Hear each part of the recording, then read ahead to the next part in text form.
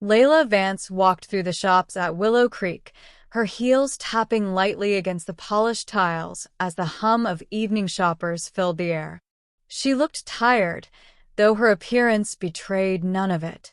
Her hair was tied back neatly, her blouse crisp, her expression calm in that practiced way of someone who's learned to hold herself together even when everything inside feels like it's falling apart.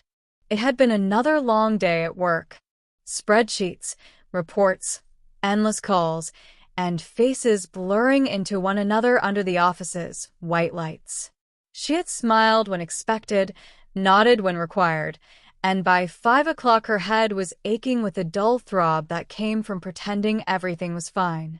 The week had stretched endlessly, and tonight all she wanted was to get home, to fall onto the couch and forget the world existed. But life had its small ironies. Her old trench coat had finally given up on her that morning, the seam under the arm tearing open when she'd lifted her bag. She'd pinned it back, pretending it didn't bother her, but deep down it did. It was a small reminder of how worn out she'd become, how long it had been since she'd done something for herself. So now she was here, walking past the glowing storefronts, searching for something she couldn't quite name. The air inside the mall was thick with perfume and roasted coffee. She moved like someone underwater, half present, her eyes catching reflections of herself in the glass. She barely recognized the woman staring back. When had she become this quiet shadow of herself, moving through days on autopilot? Her phone buzzed once inside her bag. Marcus. Her husband. She didn't check the message. He'd been distant lately, colder, speaking in fragments, avoiding eye contact. She'd told herself it was stress. His job, his projects, the long hours. But somewhere deep in her chest, she knew there was something else. You can always tell when love starts slipping away. It's not the silence that gives it away, but the tone hidden inside the silence. She took the escalator to the second floor and found herself outside a boutique she'd never entered before. In the window stood a mannequin wearing a deep blue trench coat, elegant and soft under the golden lights. Something about it pulled her in. Inside, the scent of new fabric and faint perfume greeted her. Racks shimmered with silks and wool, soft music playing low enough to blend into her heartbeat. A sales associate appeared with a polite smile and asked if she needed help. Leila answered absently, her voice low, asking for a size 10 coat in something classic, simple, lasting. As the girl disappeared behind the racks, Leila moved slowly, fingers brushing the materials, thinking about nothing and everything. Her mind drifted to Marcus, to their last dinner together when he'd spent most of the time texting someone else, to the fishing trips that had grown suspiciously frequent, to the strange new perfume she'd smelled on his jacket last week. She told herself not to think too much. People ruin themselves with assumptions. But denial is its own slow poison. The girl returned with 3 coats and a soft smile. Leila took the navy one. It felt perfect. Weighty, structured, almost protective.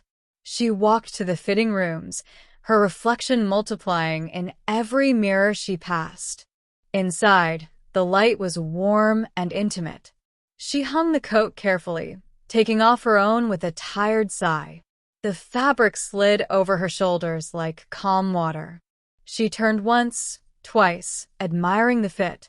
For the first time in a while, she felt good. And then she froze. A laugh came from the other side of the thin wall. Low, familiar, and unmistakable. Marcus. Her husband's voice. She stood completely still, her breath caught halfway between disbelief and recognition.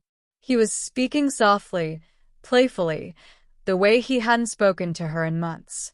The voice of a woman followed, younger, sweeter, full of careless laughter.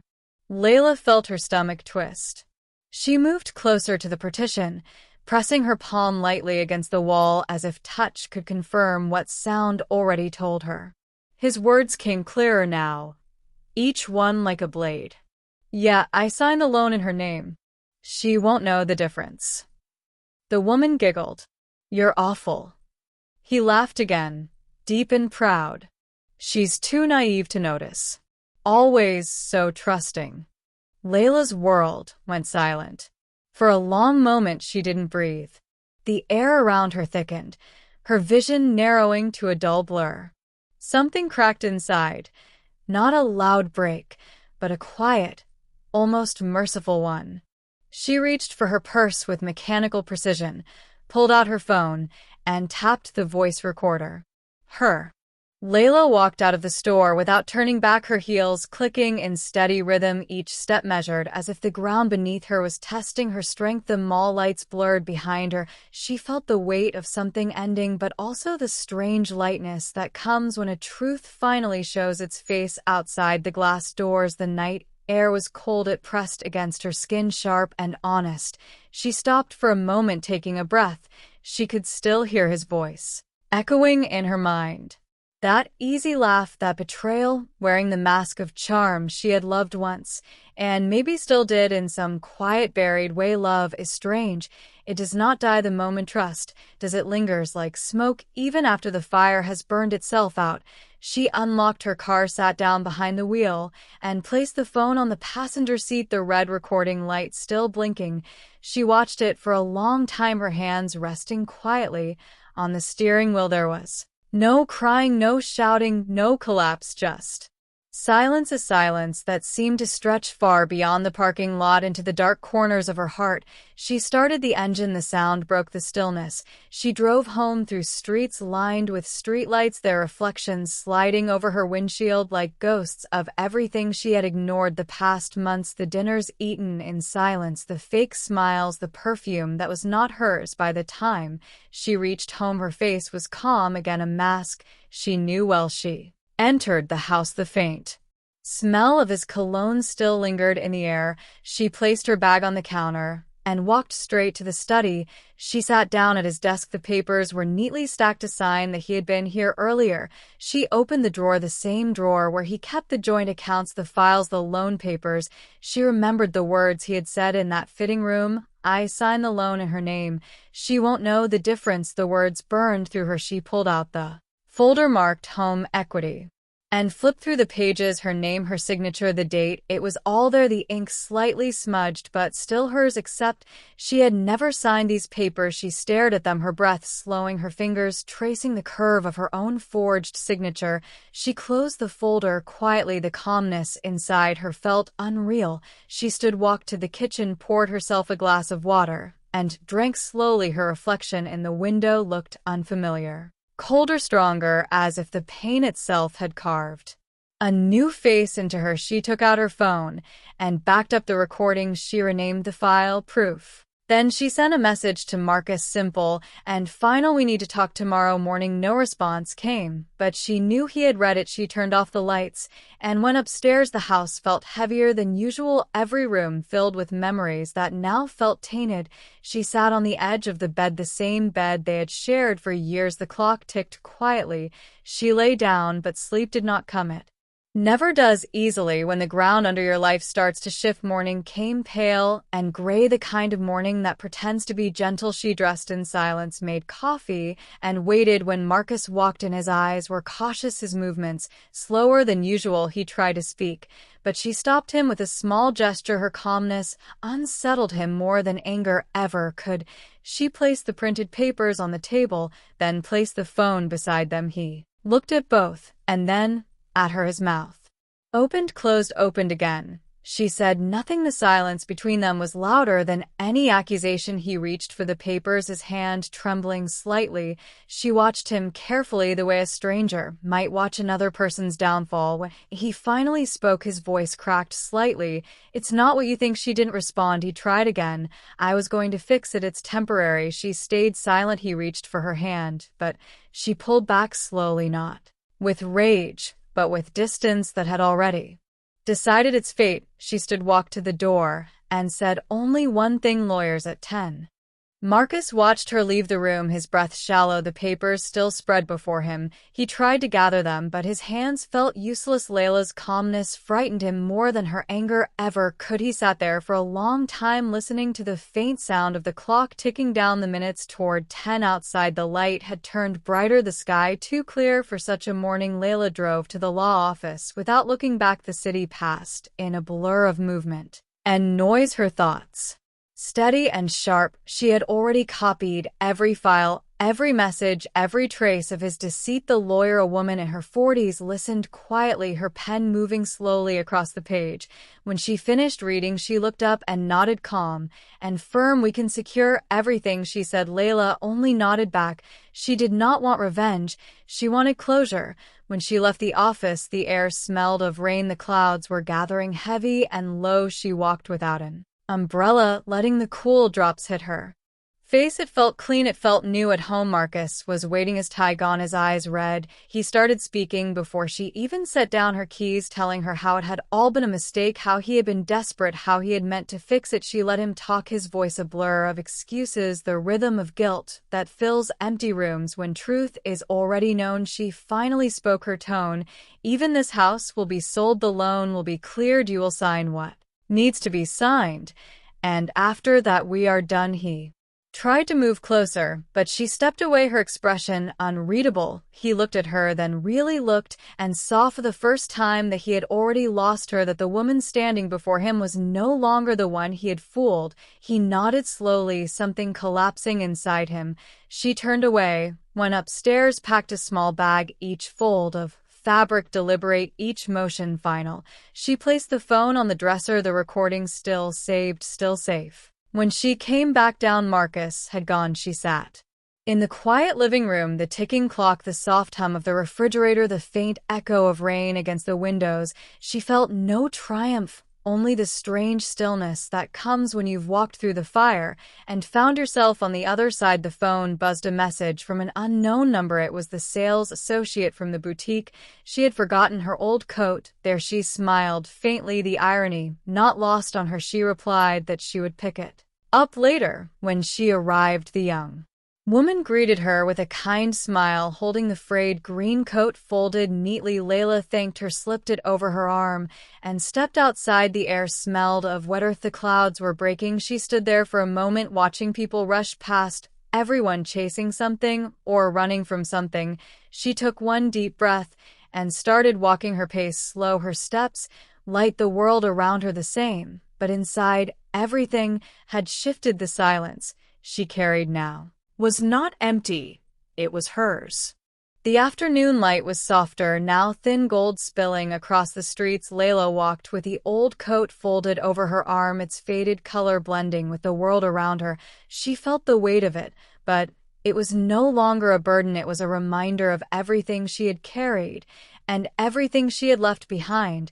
She took the long way home, letting her mind drift, not to Marcus, not to the past, but to the quiet that had followed. She had never known silence could feel like freedom. She stopped by a small cafe on the corner, a place she had passed 100 times but never entered. She ordered tea and sat by the window, watching people move through the rain-washed streets. She noticed their small gestures, the way they held bags, smiled at strangers, or hurried past.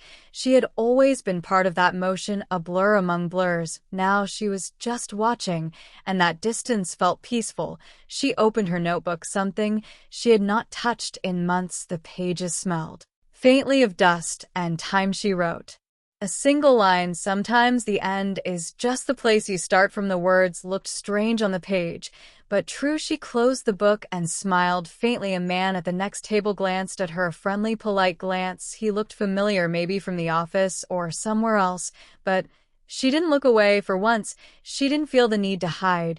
She finished her tea, left a tip, and stepped out into the cooling air. The city lights were starting to blink, awake the world preparing for night again. When she reached home, the house felt different, emptier, yet lighter. She turned on a single lamp, the golden light filling the corners. She made herself dinner, something simple she hadn't cooked for just herself in years. She ate slowly, savoring each bite, the sound of cutlery on the plate, echoing softly in the quiet.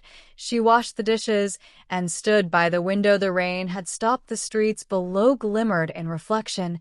She thought about the years lost to routine, the love spent trying to hold something that had already slipped away. She did not hate Marcus. She did not forgive him either. She simply let him go, like setting down a stone she had carried too long. She took her phone, opened the recording, once more listened to it only for a moment, then deleted it. The screen went black. Her reflection stared back, calm, steady, whole. She turned off the lights and went to bed, the silence around her no longer heavy, but kind. The next morning, she woke before dawn. The sky still a deep blue. She put on her old green coat. It felt softer, now less like a ruin, more like a story. She stepped outside, the air crisp, the first faint streaks of light breaking across the horizon. She started walking toward the train station. No plan, no destination, just movement, her own this time. The train rattled softly beneath her feet.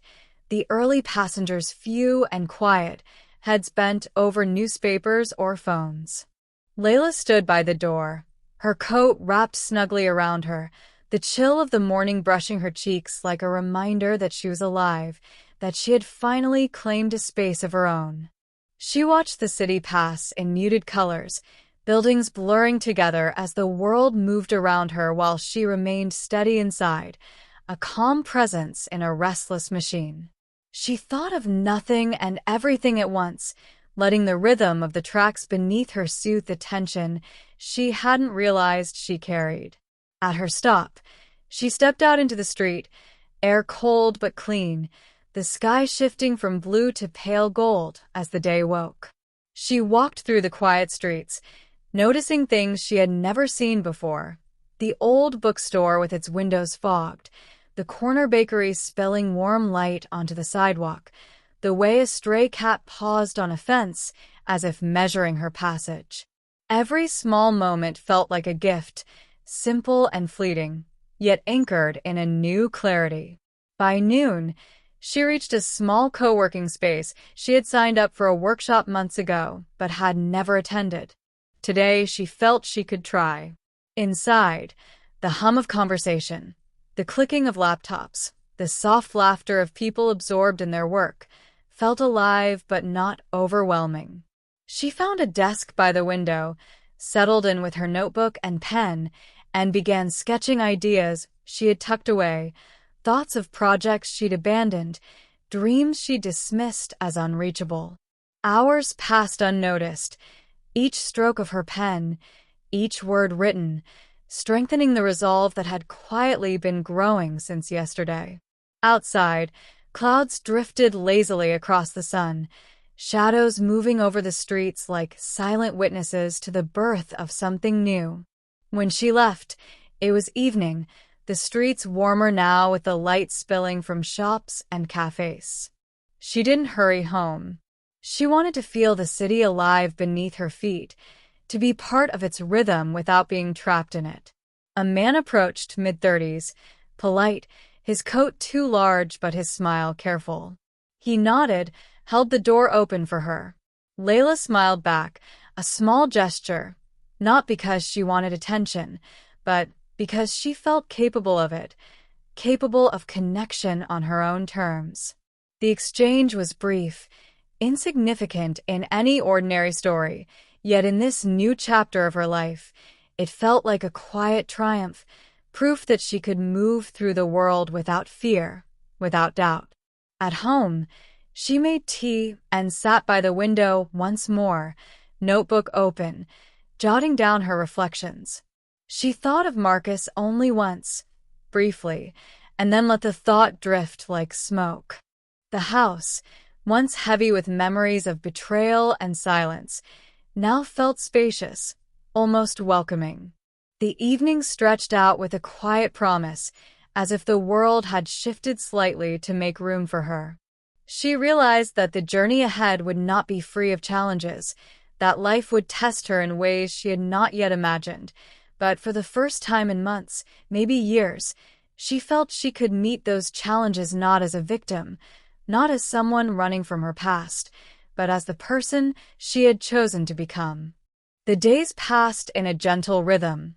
Leila moving through her mornings with a quiet focus, her evenings with reflective calm.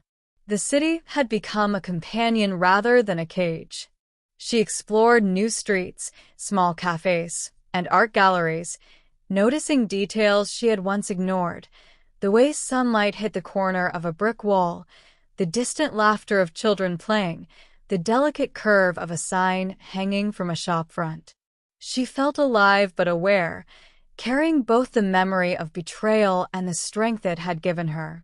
One afternoon, as she returned from a workshop on creative writing, a letter slipped under her door caught her eye. The envelope was plain, the handwriting unfamiliar yet deliberate. She picked it up, turning it in her hands carefully, feeling the weight of anticipation and wariness. Inside was a note, concise, almost clinical, yet impossible to ignore. Meet me at 5 p.m., the old cafe on Cedar Street. We need to talk about what really happened. She paused, the words settling like cold stones in her chest. No signature, no indication of who had sent it, just the certainty that someone from her past had decided it was time to appear. For a long moment she sat, the afternoon light filtering through the window and falling across her hands. Then, she placed the letter carefully on the table, made herself a cup of tea, and drank it slowly, deliberately, as if drawing strength from the simple act. When evening came, she walked to the cafe, her step steady, her mind alert yet calm. The cafe smelled of coffee and old wood, familiar and comforting, the kind of place where conversations could unfold without judgment. She sat at a corner table, glancing at the door each time it opened, waiting. Time stretched, measured in the footsteps, the murmur of other patrons, the soft clinking of cups. Then he appeared, a man she had once trusted, a colleague of Marcus who had known too much, his face carrying both guilt and urgency.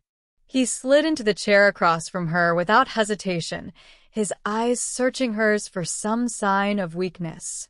"Leila," he began, voice low, "there are things you don't know. About the loan, Marcus, everything." She listened quietly, letting the words wash over her, her expression unreadable. He spoke of schemes, of decisions Marcus had made that involved others, of manipulations she had never imagined. And with each revelation, the calm inside her solidified further, a clarity forming that was neither rage nor revenge, but complete understanding.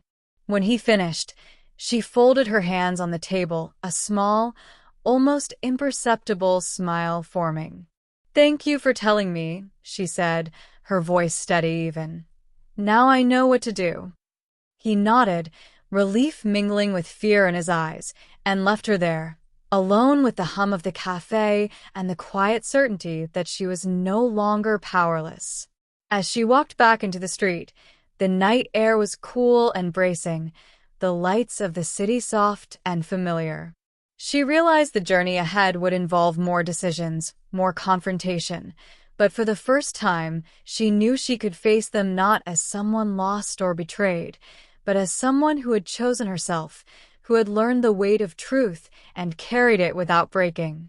The next morning, the city felt unusually quiet, as if it knew something was about to shift. Leila stood by the window of her apartment, the soft light of dawn spilling across the floor, her coat folded neatly over a chair. She sipped her tea slowly, thinking through the day ahead, the meetings she had arranged, the decisions she would make, each one deliberate and measured. By 10 o'clock, she had arrived at the office she had hired to handle the legal matters, the building tall and imposing, yet familiar now after her visits over the past days. Marcus was due to arrive shortly. She had requested it, and she waited in the quiet reception area, her hands folded, her posture calm but commanding. When he walked in, his face paler than usual, she felt none of the old affection, none of the hesitation that had plagued her before. He looked at her as if seeing her for the first time, and in a way, he was There was no pleading in her eyes, no anger, just clarity, a quiet authority that unsettled him immediately. She handed over the papers, each one marked and accounted for, the evidence of everything she had discovered, including the loans, the manipulations, the lies. Marcus reached for them, his hands trembling slightly, and she let him, watching him realize just how much had been uncovered, how deliberate her preparation had been. The lawyer guided them through each document, each step, and Leila observed silently, her mind sharp, her emotions contained. When the meeting concluded, Marcus tried to speak, his voice soft, almost desperate, but she raised a hand, stopping him. There was no need for argument, no need for defense. The truth was already laid bare. She walked out of the office first, the city waiting beyond the doors, its streets alive and indifferent. He followed slowly, the reality of the consequences settling over him like a weight he could no longer lift. Outside, Leila paused on the curb, feeling the breeze against her face, the sunlight warm on her shoulders. She looked at Marcus for the last time, a silent acknowledgement of what had been and what would never be again. She didn't speak, she didn't wait for him to respond. Her next steps were for herself, for the life she had reclaimed piece by piece. As she walked away, she felt an unexpected lightness, the kind that comes when you finally let go of the burden that is not yours to carry. The streets were full of movement, of ordinary lives rushing past, yet she moved with a calm precision, part of the world, but not bound by it. The cafe on Cedar Street caught her attention again, and she stepped inside for a moment, ordering a small pastry and tea. Sitting at the corner table, she let herself watch people again, quietly, deliberately. Each small gesture of life, each unnoticed kindness, seemed amplified, reminders that the world could still be gentle even after pain. She pulled out her notebook, jotting ideas, reflections, plans. The journey ahead would not be free of trials, but she was ready. She had faced betrayal, uncovered truths, and emerged on the other side stronger, wiser, capable of walking through any storm without losing herself. The sun outside dipped lower, golden and forgiving, and she realized that the path forward was hers to choose, step by step, moment by moment, the world unfolding around her in silent acknowledgement of her resolve. The evening had settled softly over the city, the streets glowing under amber lights, rain having left the asphalt slick and reflective. Leila walked with measured steps, the green coat draped around her shoulders, its fabric now soft and familiar, like a second skin she had earned through struggle. Each footfall echoed a rhythm of her resolve, each breath carrying a clarity that months of doubt and betrayal had forged.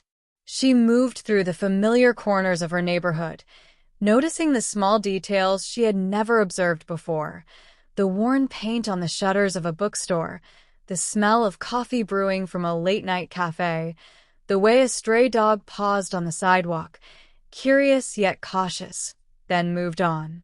Every small observation grounded her in a reality she had once ignored, reminding her that life continued, indifferent to the pain of the past but generous to those who dared to reclaim their own space.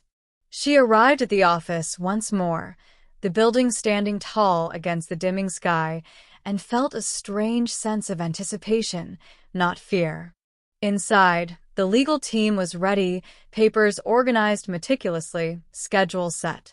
Marcus had been summoned, and she had instructed that everything be prepared for him to witness the full consequences of his choices. When he arrived, the subtle shift in his demeanor was palpable. Gone was the confidence, the careless arrogance, replaced by uncertainty and the creeping realization that he no longer held control. Leila remained composed, her expression neutral, yet beneath it lay the quiet strength of someone who had walked through fire and emerged unbroken. The lawyer began the proceedings, guiding them through the documents, the statements, and the proofs she had painstakingly gathered. Every item, every signature, every recorded word highlighted the gravity of Marcus's decisions, the web of deceit he had woven, and the irreversible consequences of his actions. Leila listened without interruption, her mind clear, her emotions restrained.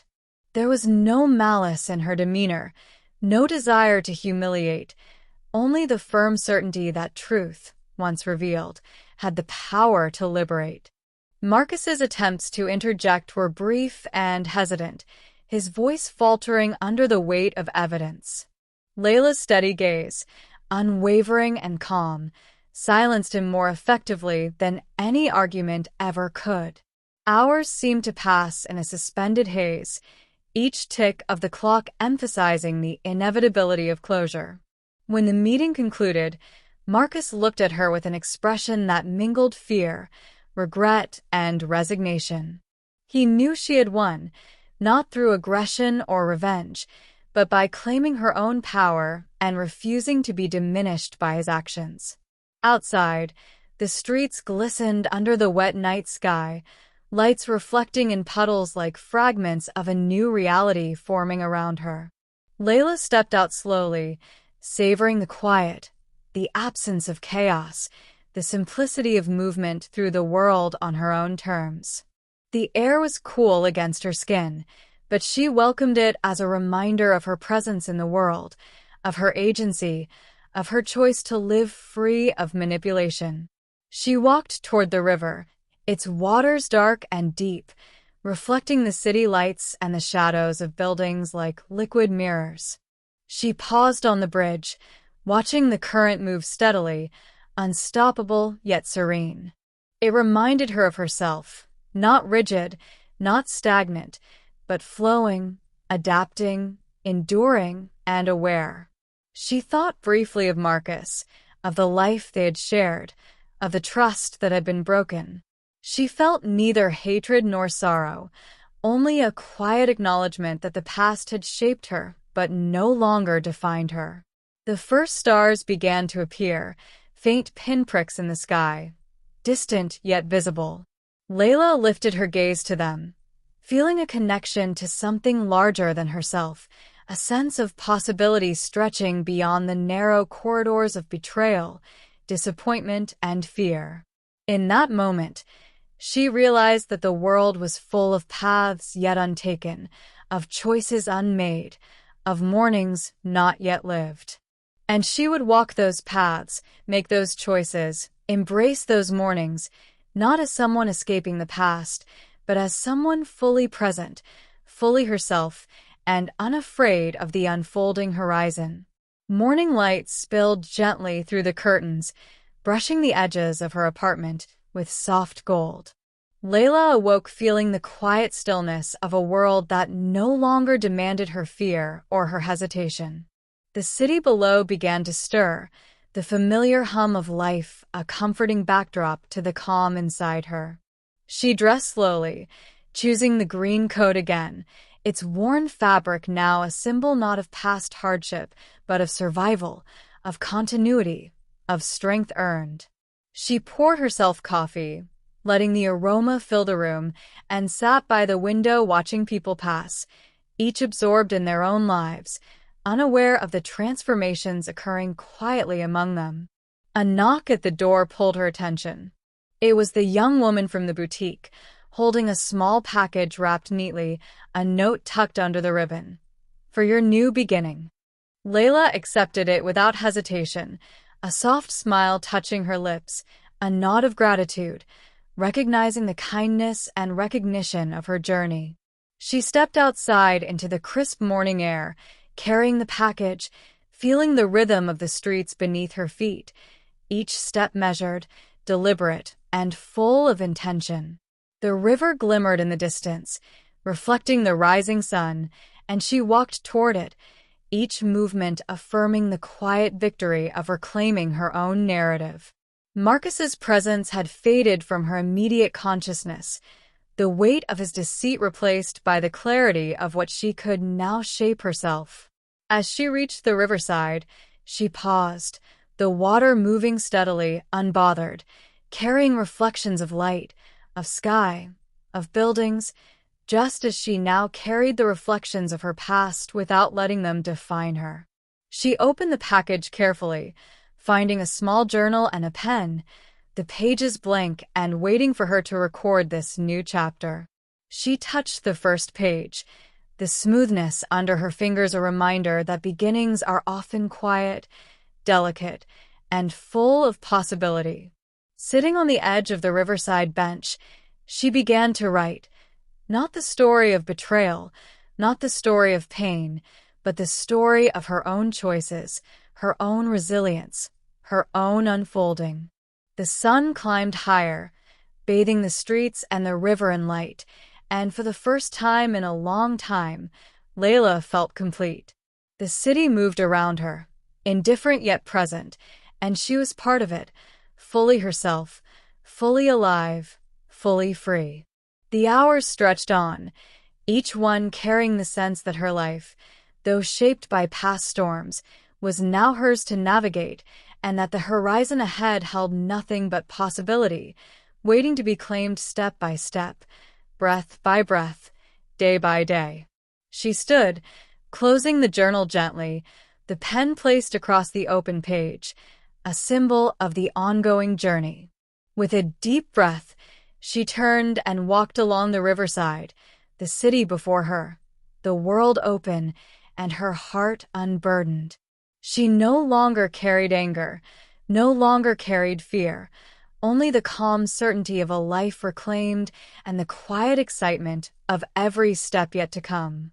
The evening settled gently over the city, the sky painted in soft hues of orange and violet, reflecting in the calm waters of the river. Leila walked along the riverside, her coat snug around her, her steps steady and unhurried.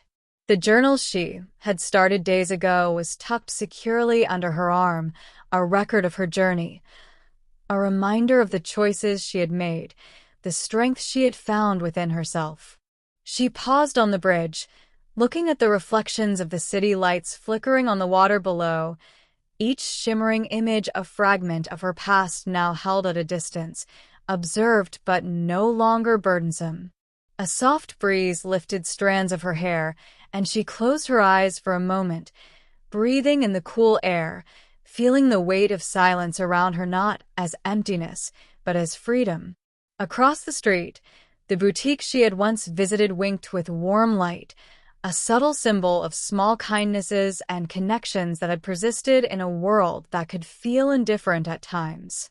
She thought briefly of Marcus, of the past betrayals, the lies, the long months of tension and uncertainty. But now, that chapter of her life felt complete, contained, a story that had shaped her without defining her. She walked on, her steps leading her to the small cafe where she had spent hours writing, reflecting, and reclaiming her voice.